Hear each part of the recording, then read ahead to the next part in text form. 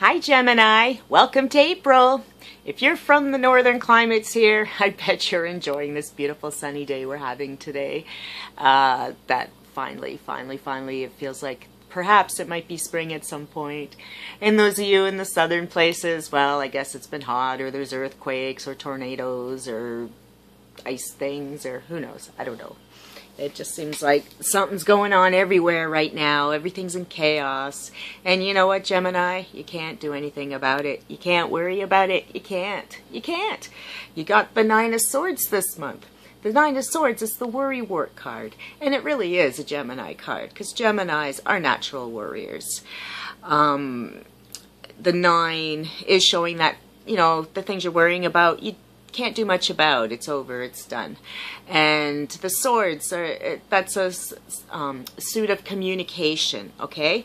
The swords indicate all the air signs, Gemini, Aquarius, you know, all those airy people, Libra. They call us airheads, but it's not that we're airheads.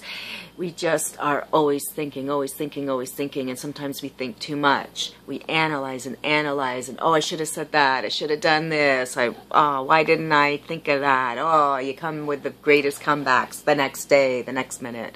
Too late, too late. So, you know what, Gemini, stop the worrying. I know you can't help it. I know it's in your DNA. I know that. I grew up with a couple of Geminis. I know all about the Geminis and the worrying. And you worry because you want the best for everyone. You know, you have that whole, you know, you have the two sides of yourself. You have the side that's very social and very caring for people. You want the best for everyone. So you spread yourself too thin. And yet on the flip side, the twin wants what he wants, and he wants it now. You know, you want to be playful. You want to have fun. The whole Peter Pan side of you. You want to travel. You're so curious. You want your finger in every pie. You want every gadget. You want to read every book. You want to hear every piece of music. But you know what? You can't. So you got to let it go. One day at a time, okay? So stop the worrying. Worry about things you can do something about. Some things you can't. Some things you cannot change. You cannot change other people. You can't make people do what you want them to do. Just like no one can make you do anything that you don't want to do. Or you should do. Maybe there are things you should do. And even if there are things you should be worrying about, worrying is only wasting your energy, right? You're spinning your wheels. And so really light a candle, get focused, stare at that flame, and make your goal list. And just every time you find yourself worrying and falling off track, take a deep breath and look at your candle and be focused. Maybe even write your goal on the candle and just get focused. Not on the worry goals. These are not worry goals. These are like things to get your mind off your worries.